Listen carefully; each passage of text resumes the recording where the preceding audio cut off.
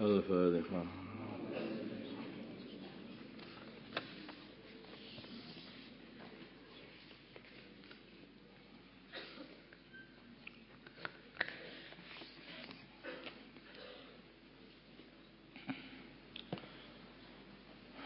بسم الله الرحمن الرحيم. باب استحباب قيام رمضان وهو التراويح. Di sini bab menerangkan kesunahan salat pada bulan Ramadan malam-malamnya. Wa huwa at-tarawih, yaitu salat tarawih.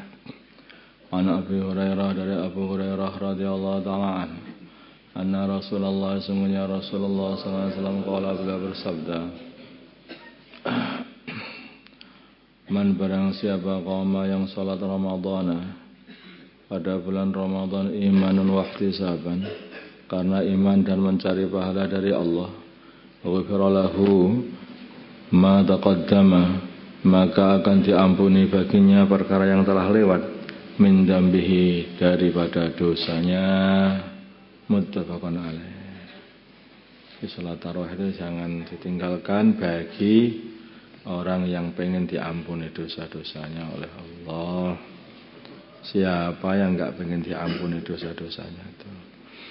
Padahal syaratnya orang itu masuk surga itu mesti bersih dari segala dosa.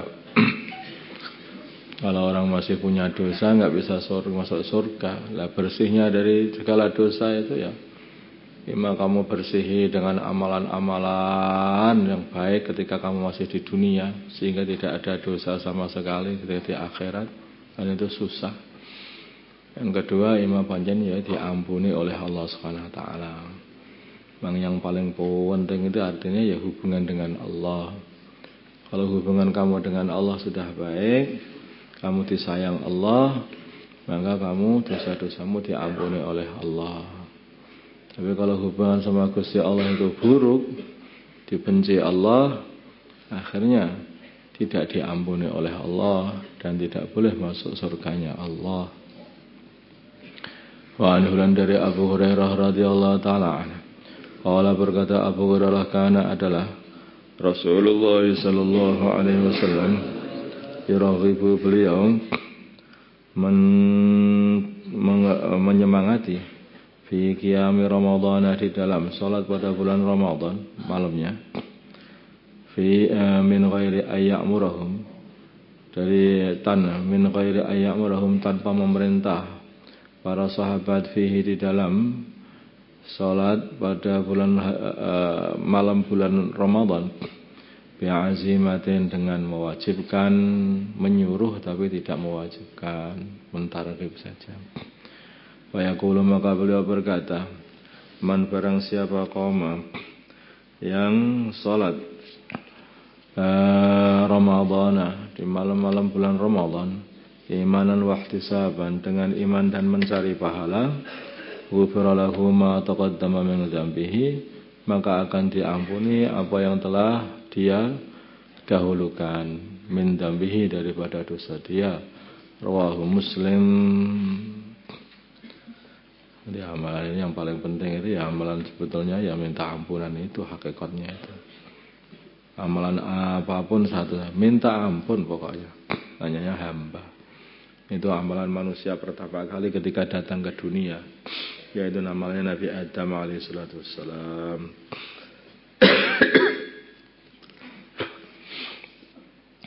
Nabi amalan Nabi Adam pertama kali di dunia ini yang diamalkan bukan apa-apa, satu, pokoknya minta ampun. Awal pertama kali yang diwahyukan Allah kepada Nabi Adam yaitu amalan minta ampun, taubat. Fatalaqa Adamu min Rabbih kalimatin fataba alaihi.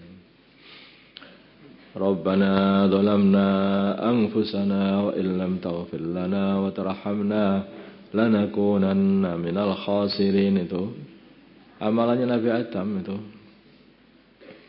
Sampai akhirnya Allah Subhanahu wa taala ampuni Nabi Adam, jadikan sebagai selirnya Allah, sebagai manusia pilihannya Allah Subhanahu wa taala. Begitu. Karena amalan yang paling dicintai Allah juga amalan taubat. Si Allah itu kalau sudah mendengar tobatnya hamba senengnya kan. Saking bahagianya sampai digambarkan oleh baginda Nabi lebih bahagia melebihi bahagianya seorang yang dia ini kehilangan kendaraannya di tanah yang tandus padang pasir sana, putus asa, tidur, bangun-bangun kendaraannya balik sendiri. Saking senengnya sampai dia, ya Allah, engkau pancen hambaku, aku adalah Tuhanmu katanya. Keliru saking senengnya itu, sampai keliru ngomong. Ya Allah lebih bahagia melebihi daripada orang ini ketika mendengar hambanya sama bertaubat.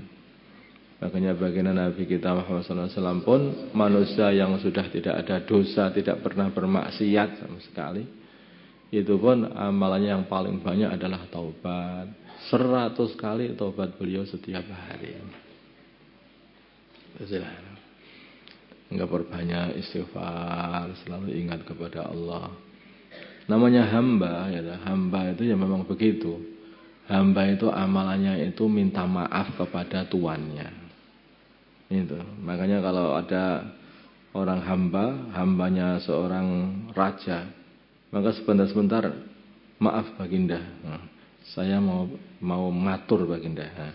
Maaf baginda sebelumnya. Maaf aja terus. Iya kan? Memang begitu. Jelas soal hamba.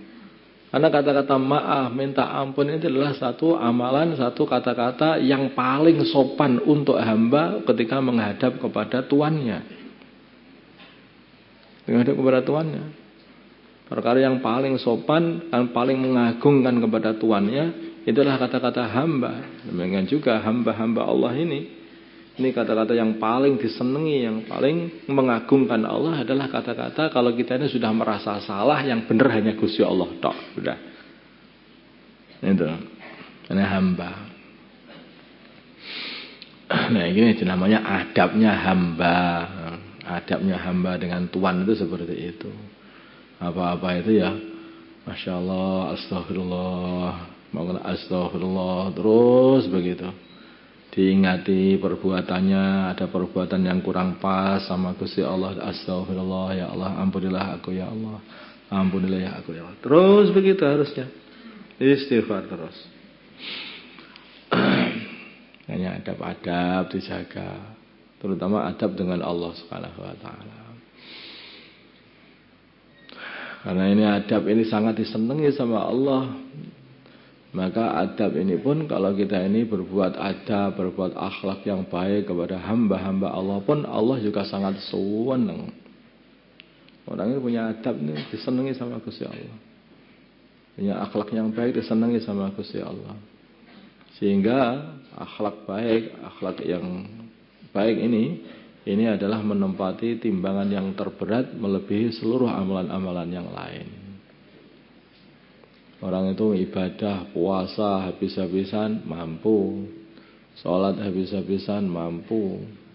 Ayo apalagi sedekah mampu nek duwe. Nah, ya.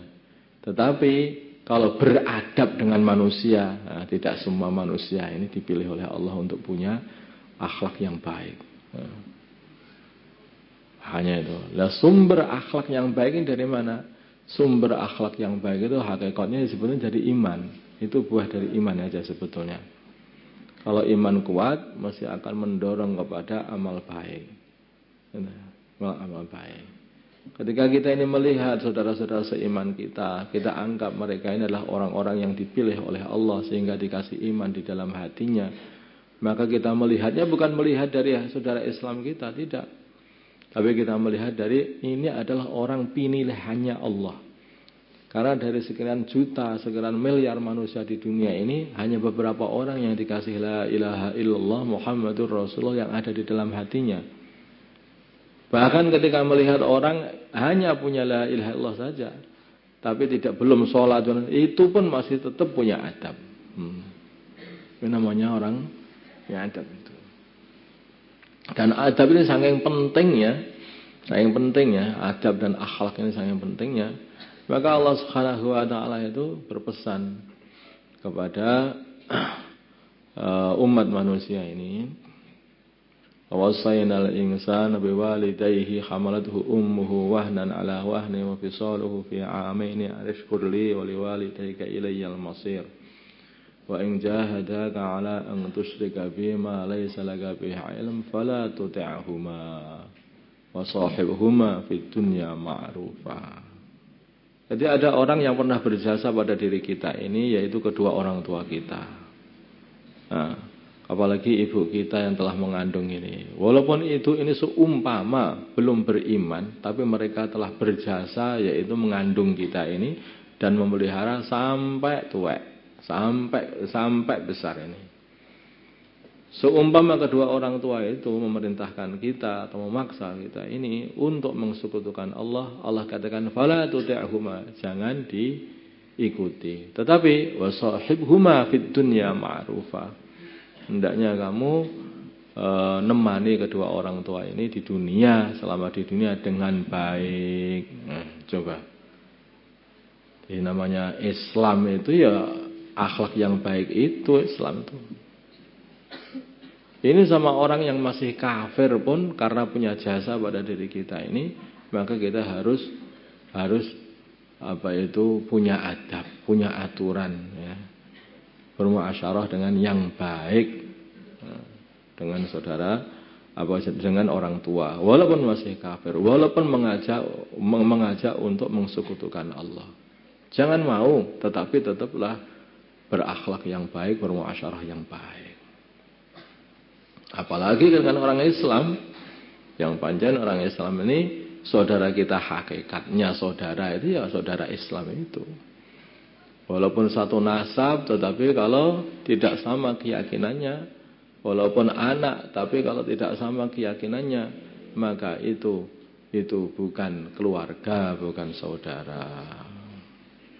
Maka Nabi Nuh alaihissalam ketika beliau itu meminta kepada Allah, qala rabbi inna ibni min ahli wa inna wa'dakal haqq wa anta khairul hakimin. Nah, Allah pernah berjanji kepada Nabi Nuh, yaitu anak-anak Nabi Nuh, keluarga Nabi Nuh semuanya akan diselamatkan oleh Allah. Tetapi satu anaknya kok tidak diselamatkan, maka Nabi Nuh berkata, itu termasuk keluarga saya ya Allah. Janjimu adalah benar ya Allah. Engkau selamatkanlah anakku ya Allah. Allah katakan, innahu laisa min ahlik, innahu amalun ghairu salih. Itu bukan keluargamu. Karena punya keyakinan yang berbeda dengan Nabi Nuh. Beda akidah. Enggak ada adab ini ya. Ketika safar pun juga nanti kalau kita pulangan, safar itu pun juga harus dijaga adab-adab safar, toto kromonya ketika orang itu safar itu harus dijaga betul. Tunjukkan bahwa kita ini orang yang punya adab, orang Islam yang baik, akhlaknya baik. Ya, supaya apa? Supaya orang-orang yang melihat ini menjadi dapat hidayah. Jangan sampai, waduh ini kapal ini udah kemasukan orang-orang ini, masih bahaya. Sembunyikan semua barang-barangnya. Jangan seperti itu, paham ya? Jadilah, wah, alhamdulillah ketika kita masuk kapal, masuk pesawat, semua orang merasa aman. Alhamdulillah. Ini banyak yang naik kapal, yang naik pesawat ini para santri. Aman lah kalau gitu ini. Mesti mereka itu akan banyak amalan nanti ketika naik kapal, naik pesawat. Sehingga pesawat aman, kapal aman karena ditumpangi para santri ini. Tunjukkan itu seperti itu. Dan selalu tampakkan identitas sebagai santri juga ketika berpakaian dan berakhlak ini. Tunjukkan kamu santri. Jangan ketika di perjalanan sampai tidak dapat dibedakan. Iki santri apa pegawai apa. Enggak jelas ini. Jadi harus genah itu, ya. Jadi harus jelas ditampakkan keislamanmu. Tunjukkanlah keislamanmu. Kalau seumpama nggak pakai jubah pun juga nggak apa, tetapi tunjukkan sebagai santri. Pakai baju koko atau pakai kopiah, tunjukkan bahwa kamu ini adalah seorang yang sedang mondok atau seorang yang Islam yang taat. Islam taat. Kemudian selalu menjaga tertib kalau sholat itu. Kalau mau jamak dan qashar juga selalu mungkin berjamaah atau gimana. Puasa dalam safar juga kalau mungkin harus tidak mampu mungkin perlu berbuka puasa atau tidak puasa ya nanti harus diqadha ya, tapi kalau gitu itu. Tapi kemarin kan sudah disampaikan tadi persyaratannya keluar dari kampung sudah melewati itu ya. Tapi yang perjalanan sampai 8 hari atau berapa Papua itu 8 hari ya, 8 hari itu ya nanti ya hari pertama nggak usah puasa dulu karena keluarnya kelihatannya siang-siang gitu. Jadi hari kedua saja. Hari pertama puasa dulu, kalau hari kedua boleh nanti terserah. Menjaga keamanan selama dalam perjalanan ya, menjaga keamanan selama dalam perjalanan. Yaitu selalu bersama atau selalu bareng sama rombongan. Apalagi bagi wanita maka hendaknya selalu bareng-bareng sama mahramnya. Selalu bareng, jangan lungo sendirian. Jangan pergian sendirian dari rombongannya. Itu berbahaya sekali apalagi untuk wanita. Wanita itu lemah, tahu-tahu nanti bisa dicuri orang nanti. Maka harus selalu disertai. Maka mahram-mahramnya selalu ngawasi, yaitu apa istilahnya para wanitanya itu, mahram wanitanya. Setiap orang itu bertanggung jawab pada barangnya masing-masing. Jangan memikirkan barangku sudah dibawakan si fulan. Waduh, itu pantangan. Enggak. Berani bawa barang, berani bawa sendiri. Enggak berani bawa barang, tinggal saja. Karena ini banyak kejadian begini. Jadi ketika pulangan atau ketika dalam safar khuruj pun itu paling sudah dibawakan sama temanku. Tahu-tahu, loh barangku mana? Barang yang mana? Apa kamu nggak bawakan? Memangnya barang siapa? Itu loh barangmu sendiri ya, kamu bawa sendiri. Kenapa kamu kok bilang tanya sama aku? Namanya lu siapa katanya.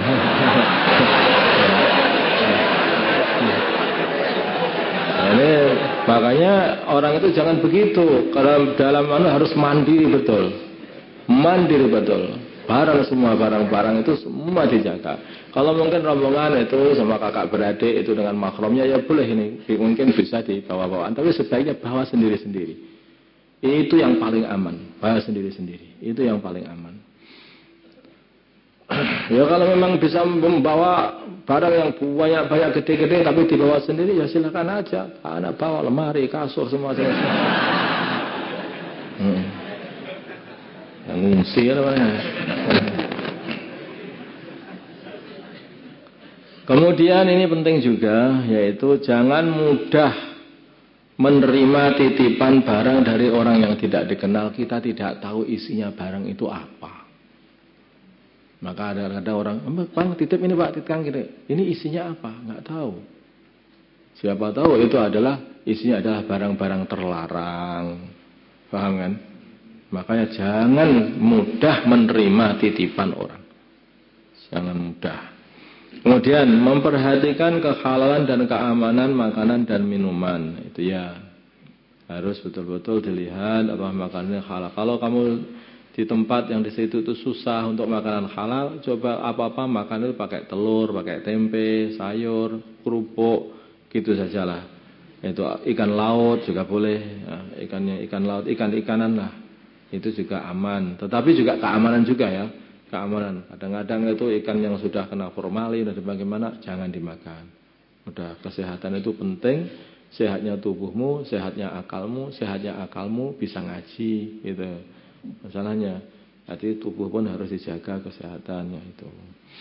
Makanya jarang itu juga makanan harus betul-betul aman, di samping halal juga aman. Makanan pun dan minuman. Lebih baik minum yang paling bagus itu yang minum air putih aja. Jangan minum aneh-aneh ini. Ini sing extra jos begini, kena tahu-tahu sampai rumah kena ginjalnya nanti. Itu gak baik, paham toh? Atau minuman-minuman yang aneh-aneh, yang minuman soda-soda itu pun juga tidak baik semuanya.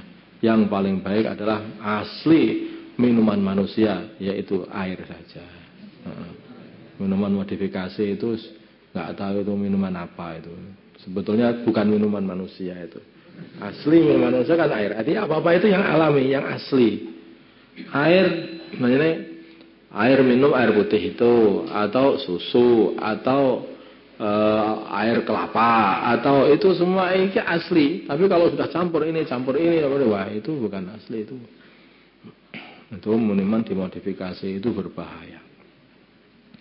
Bagi anggota yang akan pergi untuk suatu keperluan, ya, harus izin pada pimpinan rombongan tentu saja ini, ya, harus izin. Biar ketua rombongan, pimpinan rombongan tahu arahmu pergi kemana. Saya mau pergi ke WC, arahnya sana, ya, ke WC. Ya, hati. Sehingga kalau lama nanti ini orangnya ke WC nggak nyampe, ini ada apa? Coba kirim orang dilihat.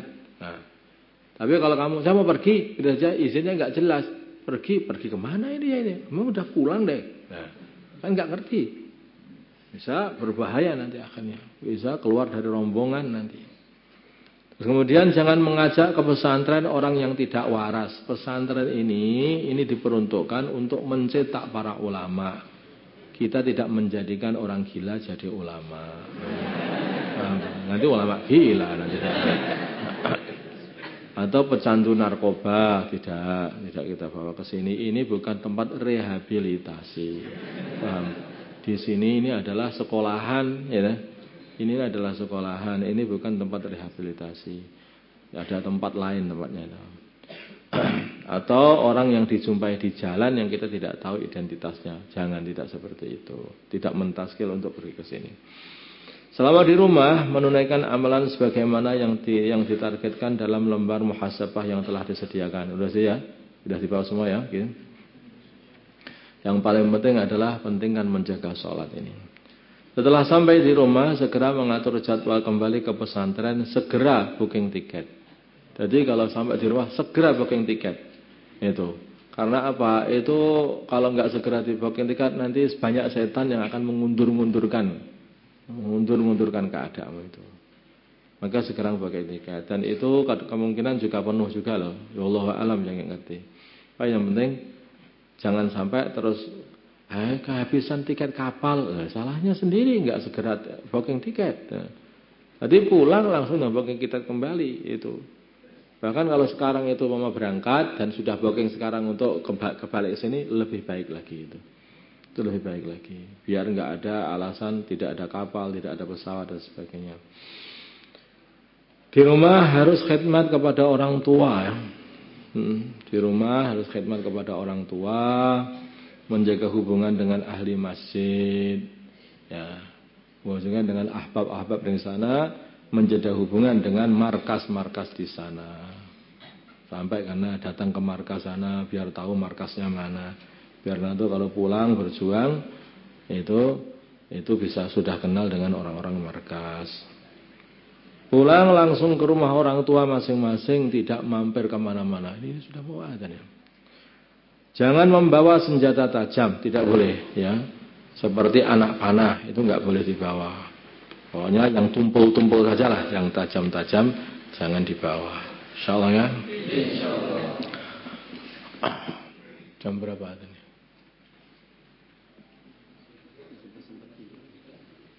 4:03. Astagfirullah, astagfirullah, astagfirullah, astagfirullah, astagfirullah, astagfirullah, astagfirullah, astagfirullah, astagfirullah, astagfirullah, astagfirullah. Hasbunallah wa ni'mal wakil.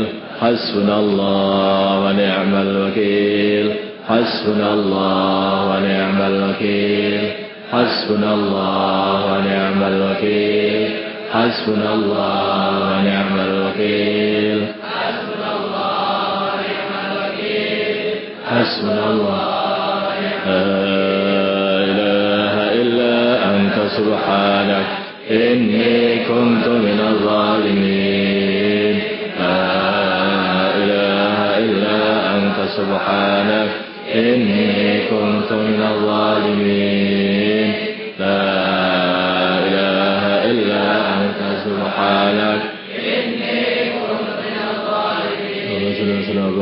وترحم وحنان على سيدنا محمد وعلى آل سيدنا محمد وصليت وسلمت وباركت وترحمت وحننت على سيدنا إبراهيم وعلى آل سيدنا إبراهيم في العالمين إنك حميد مجيد. اللهم اهدنا واهد أمراءنا وزعماءنا وعلماءنا وعوام المسلمين أجمعين واجعلنا سببا لمن اهتدى. اللهم ردنا ورد المسلمين جميعا إلى دينهم ردا جميلا. اللهم اجعل المسلمين متآلفين متناصرين متحابين منصورين مقبولين على أحياء دينك القويم واجعلهم يدا واحدة على الكافرين. اللهم سلمنا وسلم المسلمين من مضلات الفتن. اللهم سلمنا وسلم المسلمين من مضلات الفتن. سلمنا وإياهم من الفتن والإحن والمحن. اللهم أعز الإسلام والمسلمين وأذل الشرك والمشركين ودمر أعداء الدين. اللهم أفرغ علينا صبرا وثبت أقدامنا وانصرنا على القوم الكافرين. اللهم أفرغ علينا صبرا وثبت أقدامنا وانصرنا على القوم الكافرين. يا جامع الناس اليوم لا ريب فيه اجب إلينا صالح عبادك يعينوننا على طاعتك ونشر دينك وإعلاء كلمتك. اللهم إنا نسألك من خير ما سألك منه عبدك ورسولك ونبيك محمد صلى الله عليه وسلم ونعوذ بك من شر ما استعاذك منه عبدك ورسولك ونبيك محمد صلى الله عليه وسلم. اللهم لا سهل إلا ما جعلته سهلا وأنت تجعل حسنا سهلا إذا شئت. وصلى الله على سيدنا محمد النبي الأمي وعلى آله وصحبه وسلم والحمد لله رب العالمين. الفاتحة.